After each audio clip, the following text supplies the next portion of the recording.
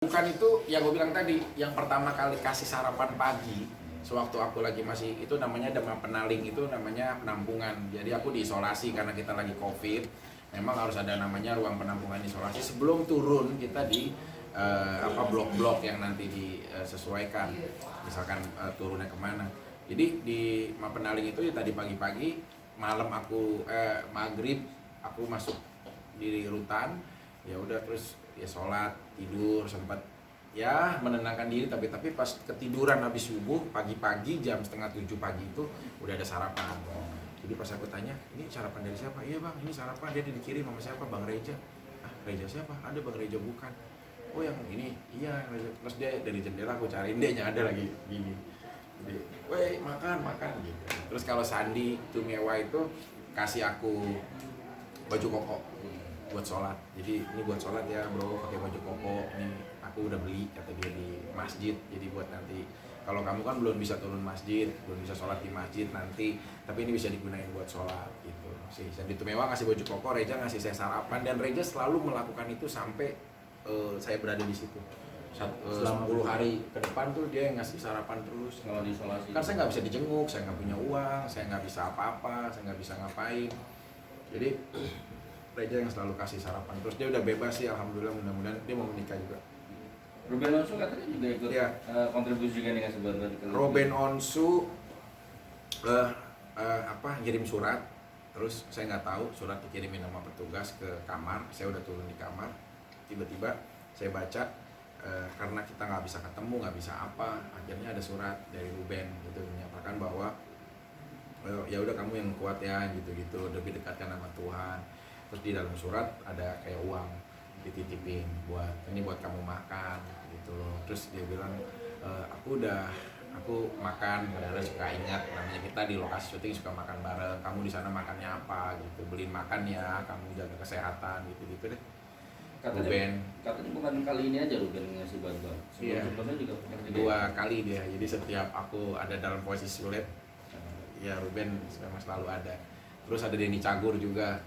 Denny Cagur kirimin aku, ini buat kantin ya, makan ya, kata dia, jangan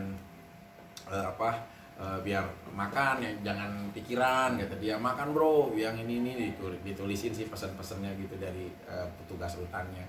Kalau Raffi lebih kepada ngajak anak-anak aku sama keluarga aku ke hotel, dia ya diajak refreshing lah apa gitu sih. Oke, V ini kan bukan pertama kali ya, dan mati pernah ada berita 5 kali ya kalau nggak salah. Ya sih, beberapa kali aja, nggak sampai 5 kali. Nggak, maksudnya beritanya sampai 5 kali itu baca. Ya itu hoax. Ya, selama itu ya paling nggak ada pelajaran nggak sih lu dalam arti kapok nggak sih atau gimana, atau harus berurusan dengan hukum dan sampai harus terpisah dengan keluarga gitu? Yang paling kita tidak bisa hindari namanya manusia sebagai makhluk lemah itu bernegosiasi takdir apa yang udah Tuhan suguhkan buat kita. Jangankan aku, mungkin teman-teman juga yang nggak nabrak ya ditabrak orang, ya yang nggak bagaimana, orang yang nggak tahu kita lagi ngeliat kejadian kita yang kena. Jadi kita itu di dalam hidup nggak bisa ngebaca takdir kita harus lolos selamanya. Selama kita masih bernafas harus siap yang namanya bentuk kata permasalahan. Jadi kalau aku pribadi cuma tinggal ya evaluasi di dalam diri aja gitu loh, bahwa jangankan ya orang salahnya, kadang-kadang bener juga banyak kok orang yang bisa masuk ke dalam penjara. Yaitu karena produk kita kan juga produk memang buatan manusia yang dibuat dengan segala macam kelebihan dan kekurangannya gitu sih. Jadi kalau aku pribadi nilainya lebih kepada mungkin Tuhan mengistirahatkan sejenak untuk kita lebih dekat gitu, apalagi di situasi pandemi kayak begini. Ya udah, kalau orang dalam tersudut kan yang dia sebut adalah Tuhan. Terus kita menguji, di saat kau terpuruk kau akan melihat siapa orang yang masih setia ada di sekelilingmu. Itu adalah teman-temanmu, itu adalah sahabatmu, itu adalah keluargamu. Mungkin ngelihat dari segi gitu aja lah. Berarti ada banyak hikmah secara hukum kan ini masih terus ya berjalan ya. Kalau secara muslim lu sendiri memaafkan nggak? Kalau secara hukum kan ini masih terus berjalan. Ya aku udah bilang sih sama teman-teman kuasa hukum juga bahwa kita tuh rumah tangga selama hampir 1 tahun. Ya bohonglah kalau Angel tidak pernah ada kebaikannya kepada saya, baik besar atau kecil. Kadang-kadang kalau ngelihat konteks kejadiannya, ya kita juga kadang-kadang adalah perperangan batin di dalam diri kita untuk sulit memaafkan. Tapi kalau lagi ingat flashback, kadang-kadang ya dia nyuapin anak-anak saya seperti dia dari tangan ibunya sendiri. Aku lihat kok gitu loh, bagaimana dia masakin, bagaimana dia ngurusin juga anak-anak aku, sama seperti dia ngurusin anak-anaknya juga gitu loh. Maksud aku di seperti ini tuh ya aku nggak menanggalkan bahwa istri itu pernah mengabdi.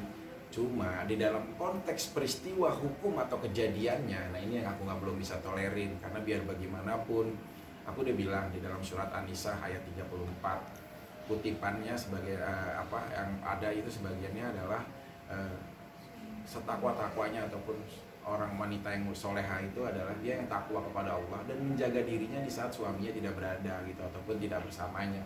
Nah maksud aku kutipan itu kuat, ini bukan undang-undang, ini firman Allah. Dari sejak zaman kapanpun sampai saat ini firman Allah bentuk di dalam sebuah Al-Quran ya seperti itu. Jadi sebagai ya aku pria muslim, aku selalu berdiri bahwa jangan pernah ada yang membenarkan seperti itu. Nah ini yang harus kita benar-benar sama-sama tadi Bro Ramdan bilang sebagai kuasa hukum aku bukan hanya membela fikihnya, tapi ini moralnya gitu loh. Konteks bahwa apa yang terjadi pada situasinya aku tidak membenarkan itu benar gitu loh. Gitu sih. Tapi lu mental lu mungkin semua orang gak punya kan? Yang Bang Rodan pernah juga Kiki mentalnya gimana Ki? Gimana? Ya kalau bicara sisi mentalitas ya gue juga nggak sehebat dia, jujur aja. Kalau gue yang kayak begitu udah mungkin udah beda, nggak pakai omongan lagi kan gitu. Tapi mentalitas seorang Kiki ya sebagai teman sahabat ya memang strong, kuat.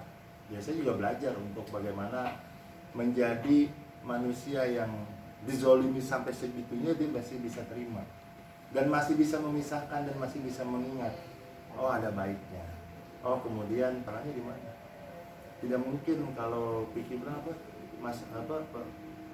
penjahat punya masa lalu apa gimana bro? Setiap orang suci memiliki masa lalu, pendosa berhak atas masa depan. Nah itu artinya apa? Ketika kita pendosa, kita juga punya hak untuk masa depan yang lebih baik, dan inilah yang perlu kita sama-sama belajar. Saya pun belajar gitu loh. Teman-teman semua ini pasti belajar. Dan saya berharap dan mohon doa restu dari seluruh masyarakat Indonesia bahwa sekali lagi perjuangan kami bukan memperjuangkan Vicky Prasetyo. Mas Vicky, ini kan masih panjang ya, masih panjang persidangannya juga. Kemarin juga baru penahanan. Ada kemungkinan untuk lolos dari jerat hukum atau justru kembali lagi masuk seperti kemarin. Bagaimana? Udah siap belum Mas Vicky-nya sendiri? Apapun keputusannya gitu. Apapun keputusannya. Ya saya dari kuasa hukum saya sendiri mengupayakannya sejauh apa ini? Saya kan ngelihat dari upaya kuasa hukum Mas Arief bagaimana pandangannya? Iya, kalau terkait proses masih panjang memang kan ini kan fakta-fakta persidangan sedang diuji hari ini. Sekarang ini prosesnya. Kemarin sebagian besar saksi sudah diperiksa, tinggal masih saksi dari jaksa penuntut ya. Kan berikutnya tanggal 7 jaksa penuntut akan Mas Vicky sendiri bagaimana, siap nggak? Apapun Insyaallah. keputusannya. Ya kita jalani aja lah semuanya. Yang kita yakin kalau kita berdiri di atas yang benar, ya kita ya harus bisa memperjuangkan juga kan semuanya. Mas Vicky boleh meluruskan aja, tadi kan sempat saya bilang 5 kali masuk penjara, tapi dibilang hoax. Yang sebenarnya berapa sih Mas? Buat biar nggak salah aja nih. Kalau boleh tahu berapa kali? Biar artikelnya benar nih. Oh, biar nggak salah lagi di pemerintahan. Kadang-kadang kalau kita di dalam rutan itu kan ada operan bermutasi. Ya, perkaranya 1, tapi penjaranya bisa aja 2 atau 3.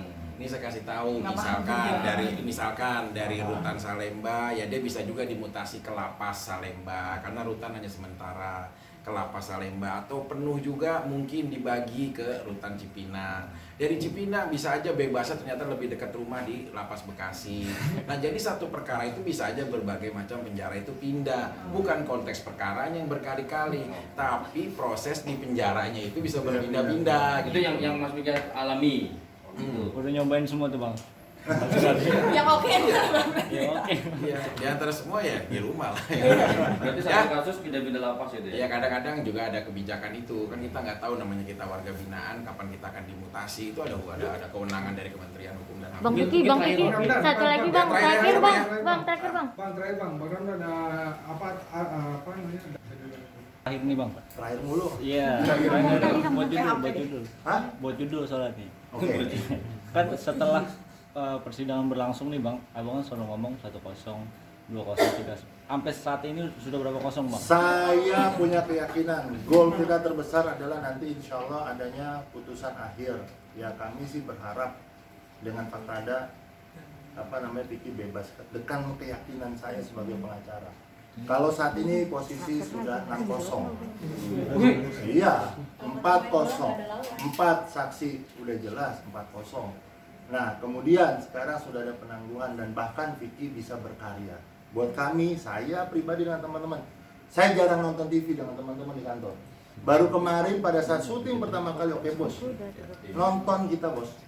Dan di situ ada haru biru menurut kami. Bahwa ternyata kerjaan kita berhasil benernya, insya Allah. Amin. Bang, Ya. Bang, Oke.